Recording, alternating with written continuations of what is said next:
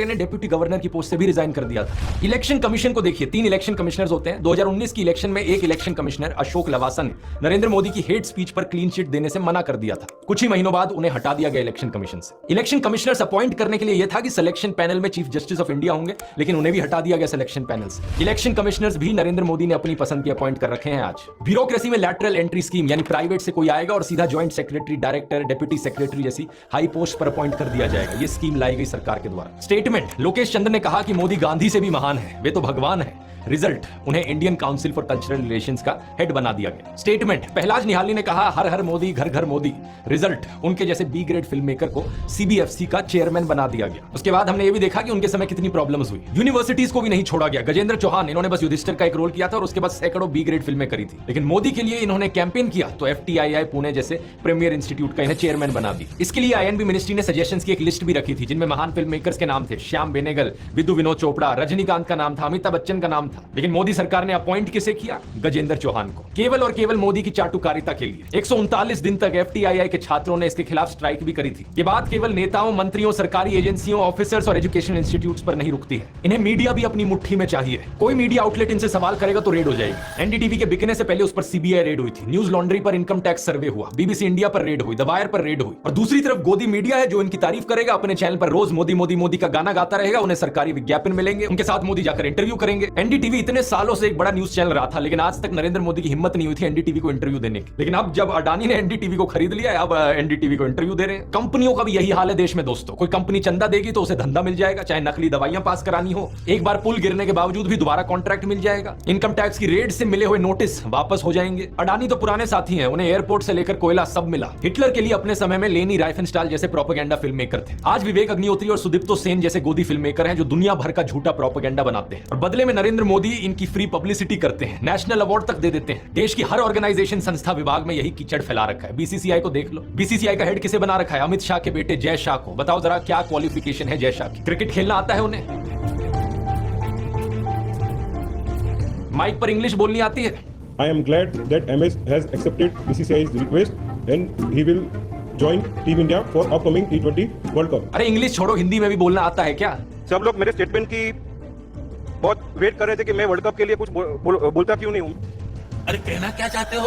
Social media एक नई चीज उभर कर आई तो वहां भी इन्होंने यही करने की कोशिश करी। जो इनके खिलाफ बोले उसे बैन कर दो, ब्लॉक करने की कोशिश करो। बोलता हिंदुस्तान यूट्यूब चैनल, उसे बंद कराया गया था। अभी फरवरी में 177 ट्विटर अकाउंट्स को विदहोल्ड कराया गया। किसानों का जो ट्विटर हैंडल था किसान एकता मोर्चा, वो बंद करवा दिया गया। जो भी इनकी आलोचना करे या तो उसे बंद करवा दो या फिर इनका आईटी सेल गंदी गालियां देगा, बुली करने की कोशिश करेगा। लेकिन दूसरी तरफ जो लोग इनके खास हैं उन्हें स्टेज पर बुलाओ, नरेंद्र मोदी उनके साथ हाथ मिलाएंगे। इसके लिए नेशनल क्रिएटर्स अवार्ड बनाए गए। कुछ विनर्स जेन्युइन थे क्योंकि थोड़ी बहुत क्रेडिबिलिटी भी बनानी पड़ती है, लेकिन कई सारे मोदी की चरण वंदना करने वाले गोदी यूट्यूबर्स को यह अवार्ड दिया गया। 8% एनर्जी से अगर हम बात कर पाए तो फिर हम उस मैसेज को थैंक यू सच बताइए, why don't you get tired? आप थकते क्यों नहीं हैं? आपको मजा आता है काम करने में या कोई टॉनिक वगैरह आप ले रहे हैं? क्या राज क्या है? इनके आईटी सेल वाले मेरे ऊपर सवाल उठाते हैं कि कोई पार्टी मुझे पे कर रही है इसलिए मैं वीडियोस बनाता हूं। अरे बेवकूफो, अगर किसी पार्टी को पे करना होता ना मुझे, मैं सबसे पहले बीजेपी के पास जाता। देश की सबसे अमीर पार्टी है बीजेपी, सबसे ज्यादा पैसे उनके पास हैं। और अगर उनका प्रचार करता मैं, नरेंद्र मोदी ही मुझे स्टेज पर बुलाते, मेरी तारीफ करते, हाथ मिलाते। मेरे लिए तो सबसे आसान काम था ये करना। लेकिन मैं अपने देश को इस हालत में गिरते हुए नहीं देख सकता, इसलिए मैंने अपना पूरा करियर दांव पर लगा दिया इस नाइंसाफी के खिलाफ आवाज उठाने के लिए, देश को बचाने के लिए। कल को अगर ये मेरा यूट्यूब चैनल भी बंद करा देना, कम से कम मैं गर्व से कह सकूंगा कि मैं इनके जूतों में नहीं गिरा।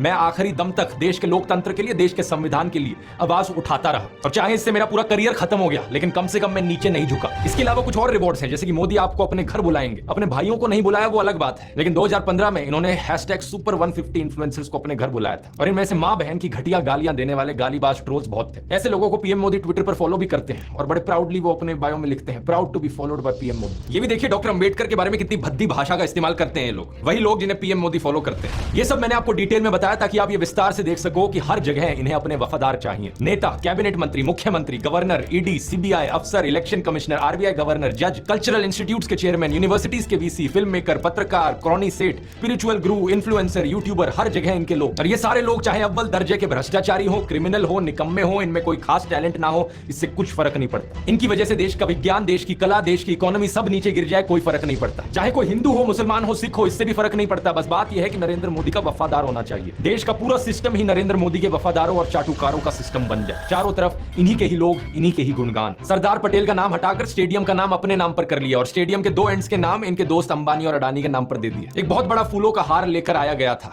आमतौर पर जब ऐसा होता है तो सभी नेता उस माला के अंदर आ जाते हैं, लेकिन यहां क्या हुआ आप देखिए। अमित शाह और राजनाथ सिंह को देखिए। मोदी जी को जय श्री राम। एक बार साहेब ने अपनी सुरक्षा में लगे हुए एसपीजी कमांडो को डांट दिया था, देखिए। प्रधानमंत्री को जेटली ने फूलों का गुलदस्ता भेंट किया, लेकिन तभी टीवी कैमरों के सामने एसपीजी के जवान आ गए। उन्होंने मोदी के हाथों से गुलदस्ता ले लिया। प्रधानमंत्री इस पर नाराज हो गए और उन्होंने एसपीजी से तत्काल कैमरों के सामने से हटने को कहा। साथ ही कमांडो से खुद से थोड़ी दूरी बनाने को भी कहा। जापान गए तो वहां एक आदमी को साइड में हटाते हुए देखे गए, क्योंकि वो उनके और उनके कैमरा के बीच में आ रहे थे।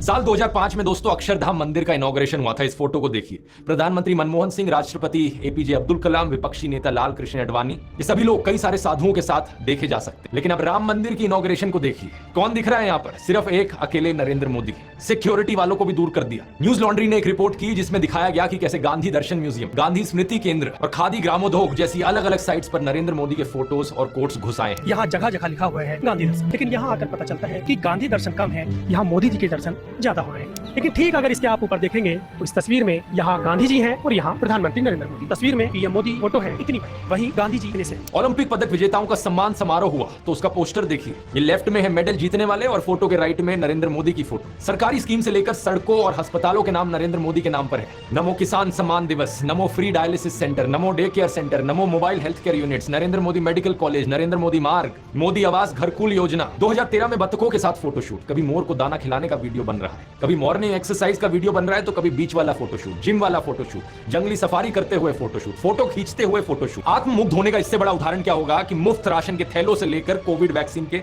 सर्टिफिकेट पर भी अपनी फोटो छपवा ली। लोग कह रहे हैं कि इन्हें प्रधानमंत्री बनना है, लेकिन प्रधानमंत्री तो ये 10 साल से बने हुए हैं। इनके दिमाग में कुछ और ही है। प्रशांत किशोर ने पहले इंडियन एक्सप्रेस के साथ और रिसेंटली संदीप भाटिया के साथ इंटरव्यू में कुछ ऐसी ही बात कही थी कि बीजेपी को केवल आपका वोट नहीं चाहिए, बल्कि आपके दिमाग का पूरा कंट्रोल लेने चाहिए। ये चाहते हैं कि आप इनकी पूजा करो। प्रॉब्लम यह है कि मतलब BJP wants more than your vote. एक आइडियोलॉजिकल इम्प्रिंट छोड़ना चाहते हैं, वो आप पर एक साइकोलॉजिकल डोमिनेंस चाहते हैं। भाई आपको मेरा वोट चाहिए या नहीं चाहिए वो कहानी हो गई। अब उसके बाद है कि आपने मुझे वोट दे दिया, अच्छा पूजा भी आप इनकी करो, कपड़े ऐसे पहनो, खाना ये खाओ। वीडियो के शुरू में मैंने बताया था साइकोलॉजिस्ट आशीष नंदी के बारे में। उन्होंने इतने साल पहले जब नरेंद्र मोदी का इंटरव्यू लिया तो वो क्यों हिल गए थे? क्योंकि उन्होंने देखा, उनके खुद के शब्दों में, नरेंद्र मोदी फैसिस्ट की डायग्नोस्टिक कैटेगरी में आ रहे थे। उनके अंदर आशीष नंदी ने अथॉरिटेरियन पर्सनैलिटी के सभी ट्रेट्स देखे। प्यूरिटैनिकल रिजिडिटी यानी शुद्धतावादी कठोरता, एक संकुचित इमोशनल जीवन, अपने स्वयं के जुनून का डर, और चौथा बहुत बड़ी ईगो। एक ऐसी ईगो जो अंदर बैठी हुई इनसिक्योरिटी को छिपा रही है। अंदर एक डरपोक बैठा है जो बाहर सब कुछ कंट्रोल करना चाहता है। एक तरफ ये अपने अमीर सेठ दोस्तों और वफादारों के साथ, दूसरी तरफ करोड़ों गरीब लोग। मित्रोनॉमिक्स की इस इकोनॉमिक पॉलिसी पर गरीब लोग एतराज ना करें, इसलिए सोशल पॉलिसी फूट डालो और राज करो। फिर भी कुछ लोग अपनी सैनिटी बनाए रखें और विरोध दर्ज करें तो